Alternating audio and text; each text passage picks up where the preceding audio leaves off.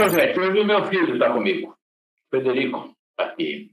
Frederico Godoy. Na verdade, em casa é o Frei Godoy, e na vida artística ele é o Fred Godoy. Então, possivelmente eu cometo alguns equívocos aqui na hora, mas Frei, Fred, Frederico. Ou filho. Filho começa também, eu atendo por isso. Ou também filho, também acontece muito, né? Então, essa conversa que eu vou ter com ele, eu quero saber dele o que ele anda fazendo, né? Porque a vida profissional nossa, na verdade, nós temos os nossos caminhos também. O Frederico, algumas vezes está comigo na orquestra, outros momentos assim que a gente tem possibilidade de fazer um trabalho junto, mas na grande maioria ele tem o seu caminho desenvolvido, né? E é sobre esse caminho que eu quero conversar com ele. O que ele está fazendo, o que ele tem feito, com quem ele trabalha, enfim, como é que ele está sobrevivendo essa difícil carreira que nós escolhemos, o pai e o filho. Então, temos que resolver. Então, filho, a palavra é com você. Oh, eu acho que nunca na história, a cultura em geral, mas no nosso caso, a música, né? A gente teve tão sobrevivendo mesmo, né? De repente a gente se vê sem as alternativas que a gente tinha de buscar trabalho e tivemos que nos reinventar.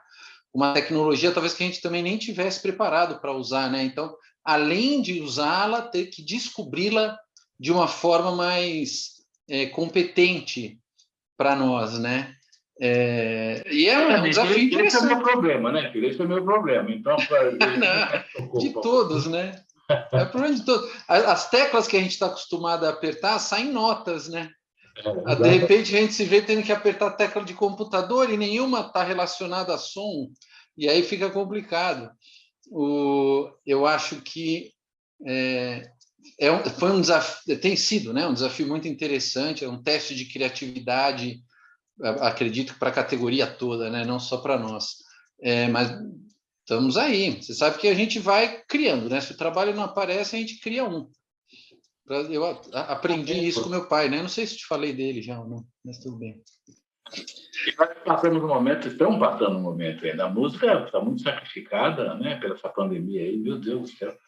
E essa reinvenção que você se referiu, né, foi através da internet, né? Quer dizer, o sistema colocou um outro mecanismo à disposição, e a gente, através da internet, muita gente conseguiu ser criativo, fazer coisas e tal. E eu sou péssimo nesse mecanismo, né? Não é muito a minha linguagem, não. Mas eu vi que você fez muita coisa pela internet. Fala um pouco sobre isso aí.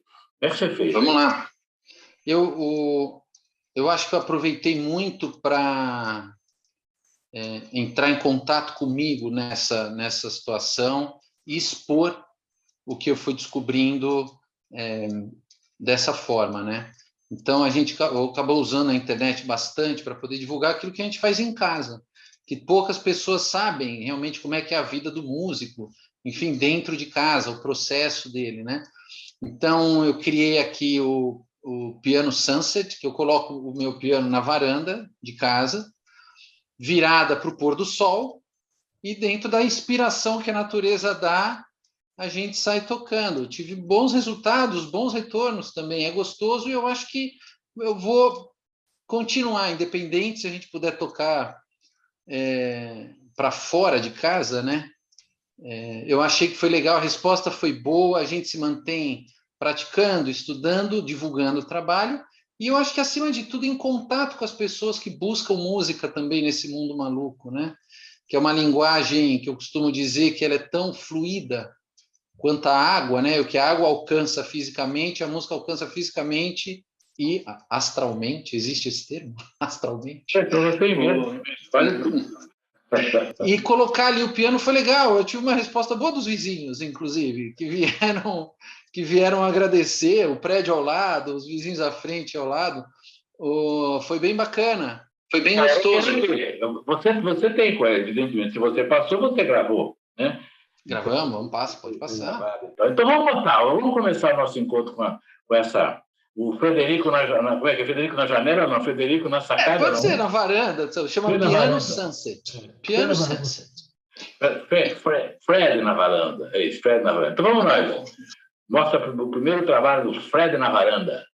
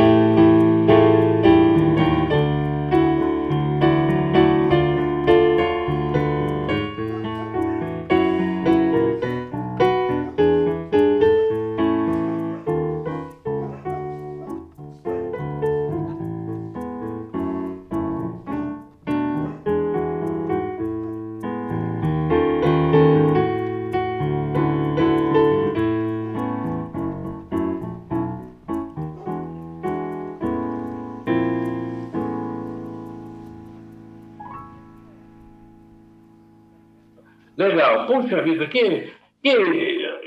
fala da música que você que apresentou, qual foi a... Cara, essas músicas eu acho que são músicas que a gente está acostumado a, além de estudar bastante, né? A gente procura passar o astral delas, principalmente nesse momento tão enclausurado que a gente vive, de tantas incertezas, tantas modificações sociais, o que a gente puder trazer de diferencial nisso, eu acredito que a gente já está fazendo um grande serviço. Sim, E nessa pandemia a gente percebe que, acima de qualquer outro momento na história do planeta, sim. eu acho que a cultura tem se mostrado tão essencial na vida das pessoas, né? Porque foi o que temos. No fim, a gente se descobriu que a gente tem... Me permita uma parte nisso, filho. Você falou uma coisa muito importante, que a cultura nunca foi tão essencial. Na verdade, eu considero a cultura, a atividade artística, a música, propriamente dita, nessa atividade, a mais poderosa das forças.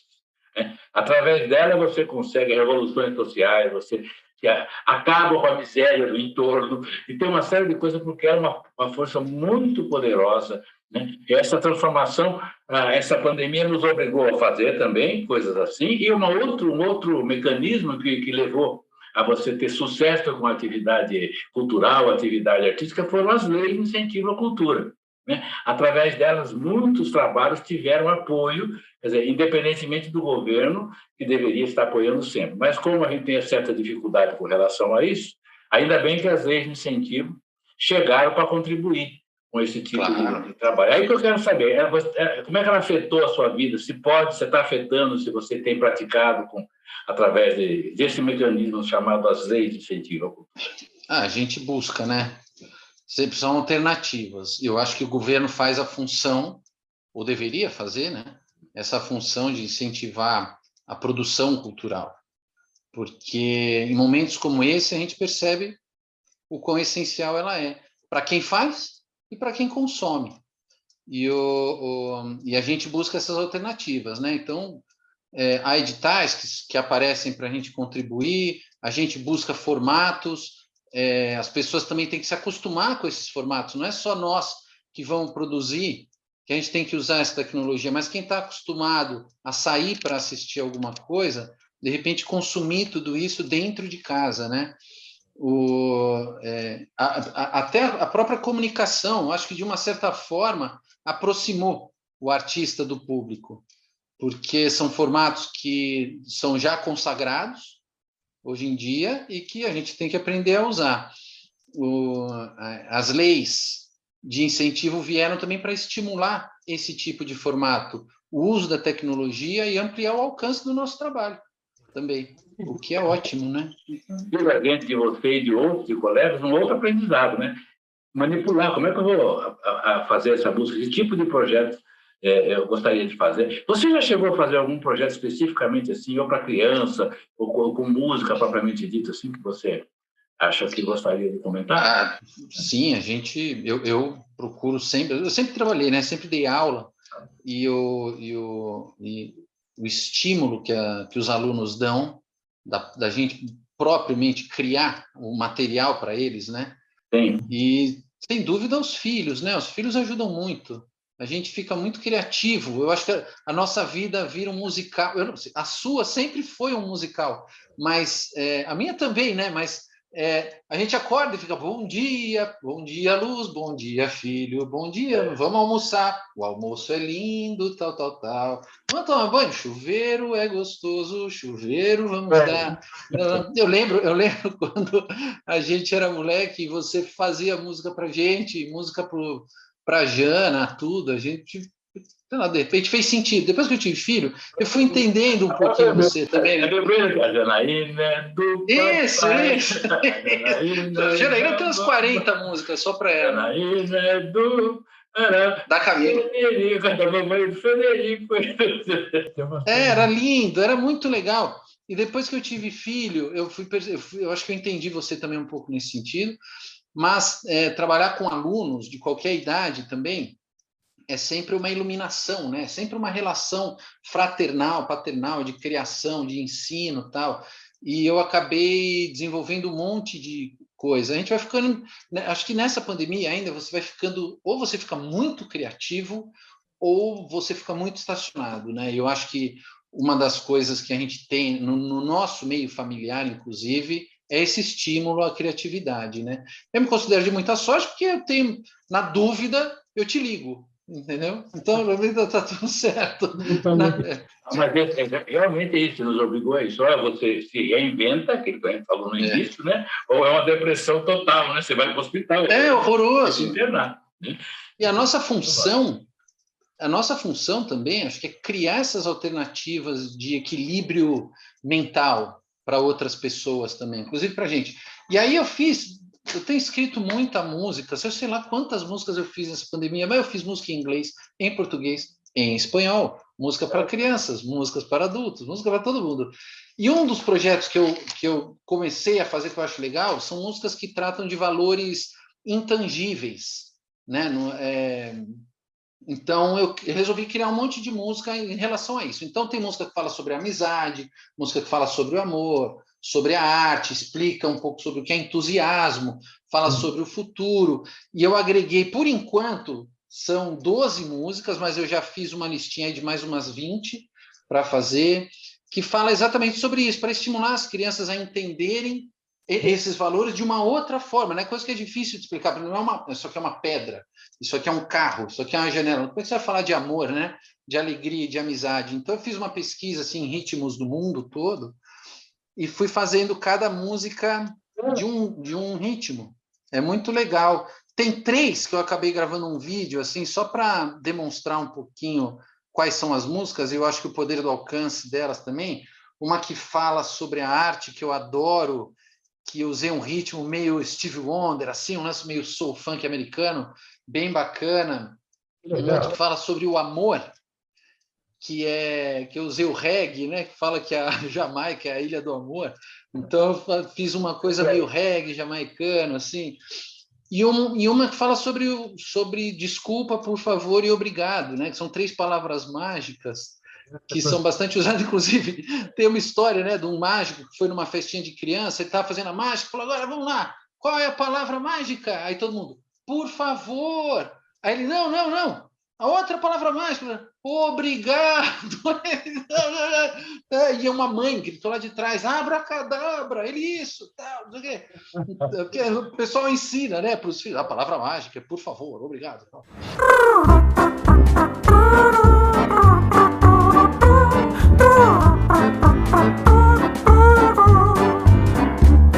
Eu aprendi em casa e na escola que devo usar isso a toda hora. São 3 palavras mágicas que andam lado a lado: desculpa, por favor e obrigado. Eu aprendi em casa e na escola que devo usar isso a toda hora. São 3 palavras mágicas que andam lado a lado: desculpa, por favor e obrigado. Se alguém fez algo de bom pra você, então não custa nada dizer uma palavra doce que rima com salgado. É sempre bom dizer um obrigado. Eu aprendi em casa e na escola que devo usar isso a toda hora. São 3 palavras mágicas que andam lado a lado: desculpa, por favor e obrigado. E se você precisa de uma mão para arrumar seu quarto, uma lição, são só 2 palavras que juntas têm valor. É sempre bom dizer um por favor.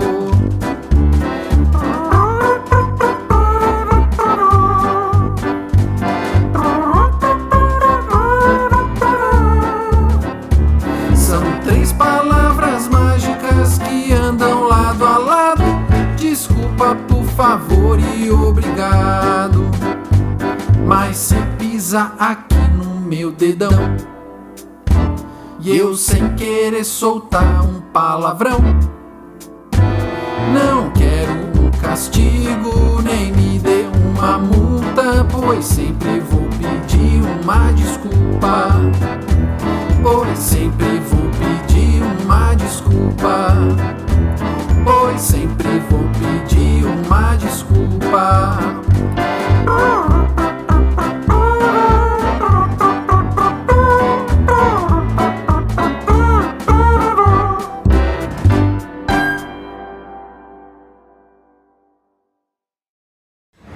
Legal, filho. E me diga uma coisa, você já apresentou tudo isso aí na varanda ou não? Na sacada? Não, essas daqui ainda não. Essas daqui eu fiz o álbum, separei, escrevi as partituras, gravei no estúdio aqui em casa mesmo. Estão prontas, Eu preciso dar uma revisada, né? Porque a gente faz um pouquinho meio... a sensação que dá é que a gente fica um pouco meio a toque de caixa, assim, vai meio rápido, né? E vou dar uma revisada direitinho e vou colocando aos poucos, né? Hoje em dia, esses formatos de single dá para a gente liberar aos pouquinhos, né? Não precisa fazer um álbum inteiro, completo, tal. Apesar da ideia ser boa, colocar onde der para tocar, né? Vamos tentar pela Arquiviva Produções, nossa! Né? Arquiviva Produções. Vamos lá. Arquiviva Produções é surreal, é legal. Eu escrevi outro livro de iniciação musical, com temas que eu fiz com alunos durante as minhas aulas, que eu separei, fiz uma compilação, um livro que eu gostei bastante, eu levei lá para o Maurício de Souza, para a Turma da Mônica, para ver se eles apoiavam, ele gostou bastante, então a gente está nesse trâmite de fazer um álbum bonitinho, vocês estão para ver, Turma da Mônica? Assim de lado dá para ver. Não dá para ver, mas tudo bem. Que é legal.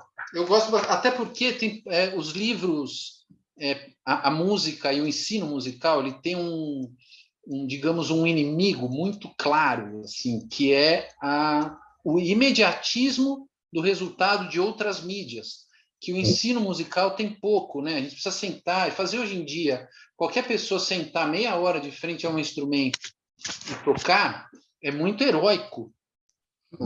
Da nossa parte conseguir isso. Então, qualquer estímulo que prenda aquilo, e eu acho que a Turma da Mônica, como tem um sentido muito cultural brasileiro, é um atrativo interessante, né?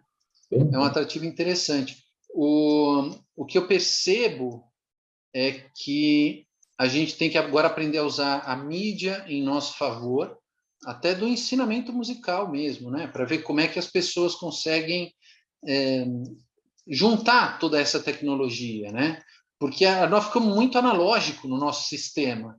Sim. Sentar, tocar um instrumento físico, isso tudo é uma coisa que parece que é do século passado, né? E fazer as pessoas confiarem num sistema e confiarem num instrumento e no estudo e na prática e ter prazer nesse processo, eu acho que é o maior desafio que a gente tem, né? Eu estava conversando outro dia não lembro com quem, e eu falei que a gente precisava criar um movimento no meio musical total, em todos os programas, ou todos os músicos que se apresentarem em algum programa, em algum lugar, falar só isso aqui, ó, estude música, só isso. Eu nunca assisti, nunca vi um programa, pai, zero, todo lugar. Nenhum dos músicos que se apresenta, cantor, ninguém fala estude música. Estude música, né? Ninguém. São duas palavras, estude música, só. Porque parece que todo mundo que faz aquilo é um incrível de um playback divino e que ninguém passa por nada, né? E eu acho que o desconhecimento desse processo prejudica muito. E as pessoas não estudarem música também complica a criação de um mercado consumidor da própria arte, né? Que aí fica sempre uma coisa, eu ouço só porque minha mãe cantou para mim aquilo lá. Você não vai atrás de uma coisa mais qualificada, né? Então, estou iniciando agora o movimento Estude Música, mas é para os músicos falarem isso nos programas. Eu fiz muito isso no passado, né? Porque, na verdade, às vezes eu ensino música, estude música não é para que você seja um músico, na verdade. Às vezes você vai criar um amante da música ali, nos ensinar, aprender a ouvir, né? Vamos ouvir música, o que eu vou ouvir, enfim, o que está acontecendo nesse fenômeno musical. Né? Você, induzido para o estudo de música, você pode chegar aí e ser um grande apreciador de música. Né? Meu filho, gostei, viu? Soluções maravilhosas você encontrou no dia a dia. Você sabe que, só para te interromper, essa ideia também me ajudou a desenvolver outros projetos, né, onde ensina as pessoas a entenderem a música. E, por entender a música, aplicar esse entendimento na sua vida cotidiana. Né? Por quê? Porque a gente, oficialmente, o músico trabalha com harmonia, né? E quem não quer viver em harmonia? E entendendo esse passo a passo do que o próprio músico atravessa dentro de casa, com seu próprio instrumento, depois todo esse conceito que ele aplica numa formação musical, e como tudo isso vira música e som bom aos ouvidos de quem está apreciando, se forem aplicados de uma forma cotidiana nas suas relações, a chance que a gente tem de viver em harmonia é muito maior, né? Então, eu espero que isso tenha um alcance grande também, até para quebrar um pouquinho esse lance de que só toca e só gosta de música e só estuda música quem já nasceu com um talento divino, e as pessoas esquecem do esforço do processo, né? E desse prazer.